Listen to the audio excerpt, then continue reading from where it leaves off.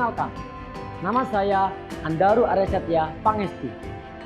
Saya akan membawakan dongeng yang diangkat dari kisah legenda Sumur Songo, bukti cinta sepanjang masa.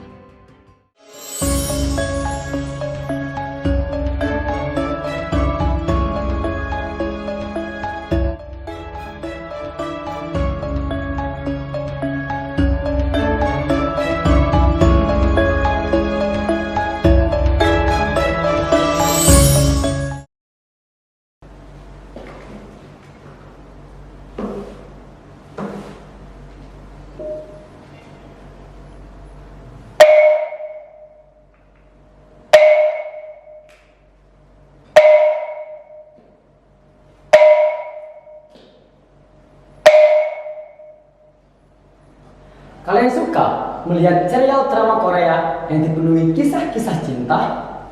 Bak kisah pangeran dan putri yang dipenuhi bunga-bunga romansa. Kalau teman-teman suka melihat kisah-kisah seperti itu, maka seharusnya teman-teman juga akan suka melihat kisah yang akan aku ceritakan. Kisah ini tumbuh subur di daerahku, yakni Mojokerto. Kisah yang dikenal masyarakat dengan legenda Sumur Songo, kisah abadi sepanjang masa. Sumur Songo yang apabila diartikan dalam bahasa Indonesia maka berarti 9 sumur. Bagaimanakah hubungan antara 9 sumur dengan kisah cinta?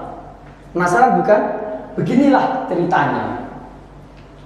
Dahulu kala ada sebuah kerajaan yang berdiri kokoh. Konon katanya kerajaan ini berdiri sebelum kerajaan Majapahit. Sang raja di kerajaan ini memiliki seorang anak gadis yang sangat cantik jelita. Sang putri raja tinggal di daerah yang bernama Keputren. Sang putri raja, dia tidak pernah keluar dari kerajaan Keputren, bahkan semasa hidupnya. Itu karena ulah dari sang raja sendiri yang tidak mau anak sematawayangnya kenapa-napa. Di dalam kerajaan Keputren, sang putri hanya memiliki satu orang teman, yakni abdi dalamnya sendiri yang bernama Mbok Emban. Sampai suatu ketika sang putri mengatakan kepada Mbok Emban, "Mbok, aku kan juga ingin keluar, Mbok. Kalau di gunung begini, aku juga bosan, Mbok." "Tuh, Gusti Ayu, jangan Gusti, jangan. Nanti Paduka marah besar kalau Gusti Ayu keluar." Mendengar jawaban dari Mbok Emban, membuat tekad untuk keluar lebih besar dari kerajaan. Sampai suatu ketika sang putri mencoba menyelinap keluar dari kerajaan Keputren.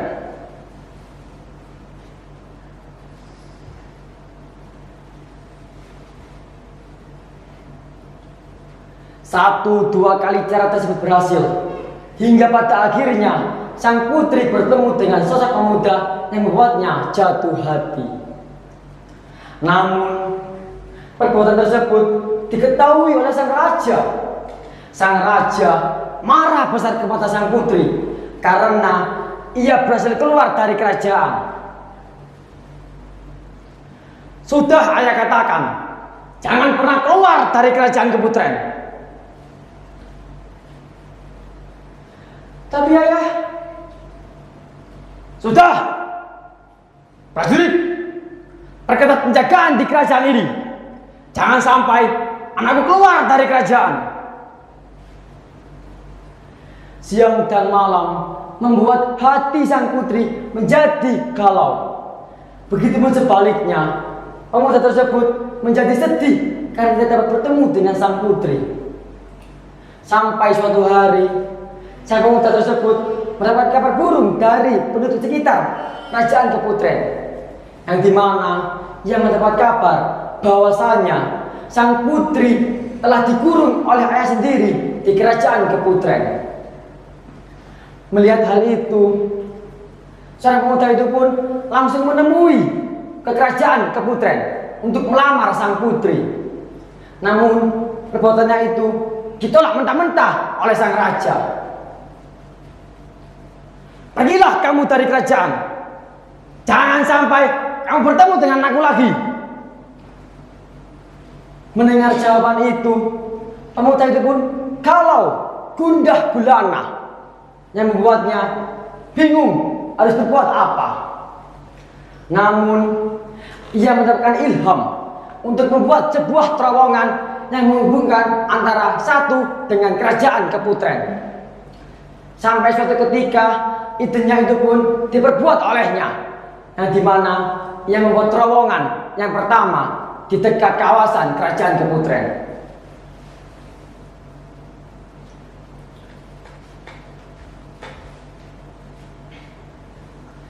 Saat dia sudah cukup dekat dengan kerajaan Keputren, ia muncul ke permukaan.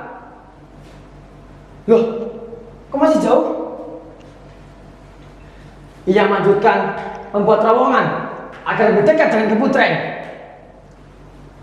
Lalu ia bermuncul ke permukaan lagi. Loh, masih jauh? Terowongan pertama pun telah dibuat. Jaraknya masih sangat jauh dari kerajaan Keputren, yang membuatnya dia menjadi galau. Namun tekad dia tidak pernah luntur. Ia mencoba kembali membuat terowongan yang kedua.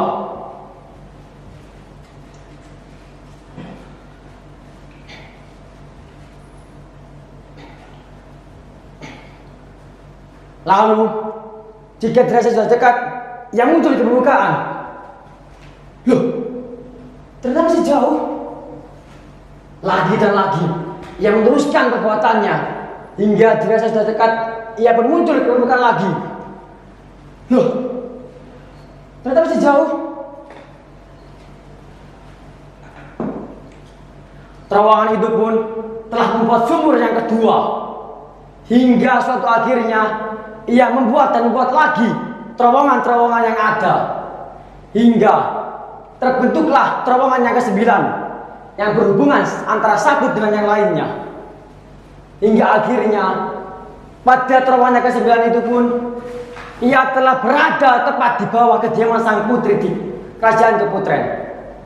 Tak pikir panjang, ia pun langsung bawa kabur sang putri agar bisa keluar dari kerajaan Keputren, melewati terowongan yang telah dibuat oleh pemuda tersebut.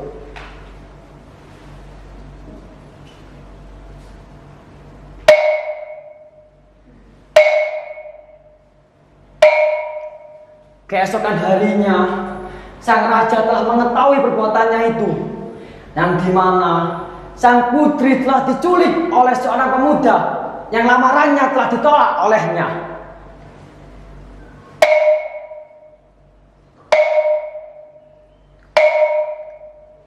Warga sekitar kerajaan juga digegerkan dengan munculnya terowongan yang berjumlah 9 yang saling berhubungan antara satu sama yang lain.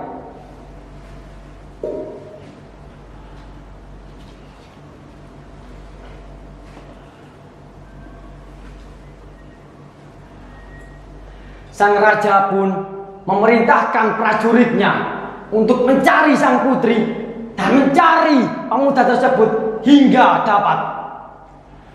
Namun pemuda itu pun tidak mendapatkan kabar dan prajuritnya telah menghilang dari Keputren. Lalu kabar antara prajurit, kabar antara pemuda, dan kabar antara sang putri telah menghilang selama-lamanya. Hingga sampai saat ini, terowongan yang berjumlah 9 telah menjadi lorong sumur dan ada pada kawasan Mojokerto.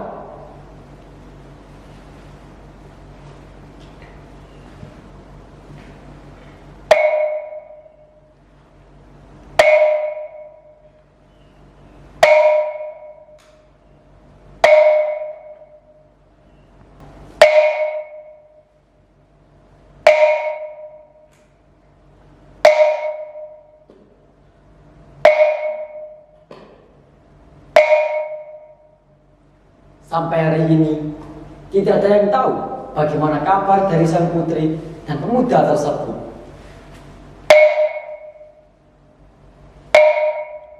Seperti pepatah yang mengatakan, bahwa cinta adalah derita tiada akhir.